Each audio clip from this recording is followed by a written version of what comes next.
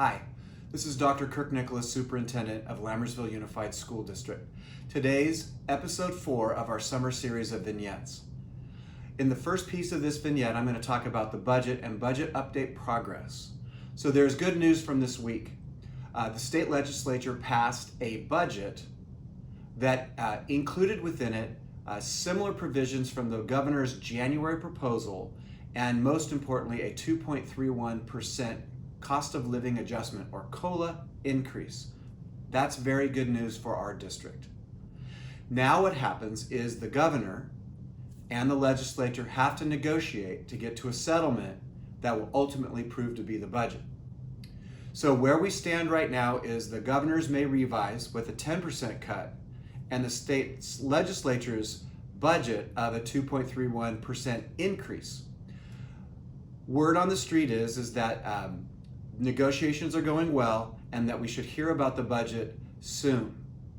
However, this could end up being protracted and we have to prepare for that. And it's possible, because the tax rolls will not be confirmed until mid-July, that the negotiation could last through the end of next month. But our district is prepared and we are moving forward.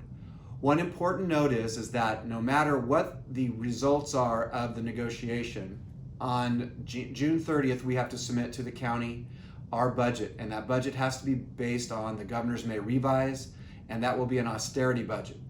The good news about that is we will have 45 days to amend it once the actual negotiation is complete, and we will actually put into our budget for next school year what the real number is.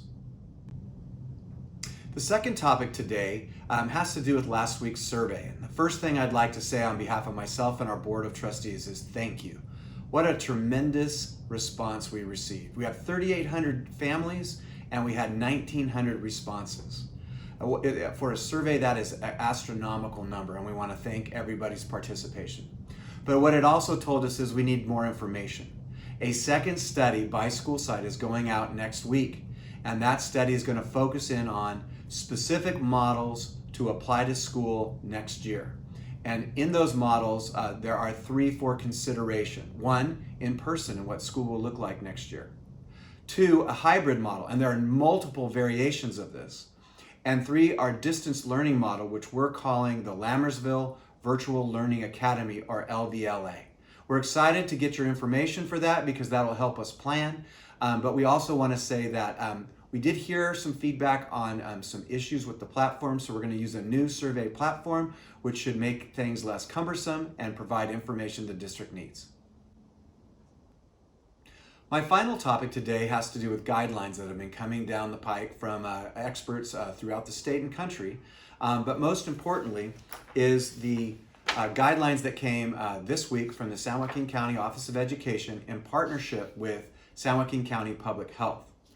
In working together as a partnership, they gave guidelines for opening school in person related to all areas of safety and proper protocols to put into place. These sets of guidelines come from the advice that came from the California Department of Public Health, and so we are following the best experts in public health as we consider how we're going to run in-person school next year. Also, I wanted to say that this week guidelines came from the CIF, or the Oversight Body for Sports, in partnership with guidance from Dr. Maggie Park, who is the public health official for the county, that will allow us with particular sets of rules to start summer sports training only for conditioning.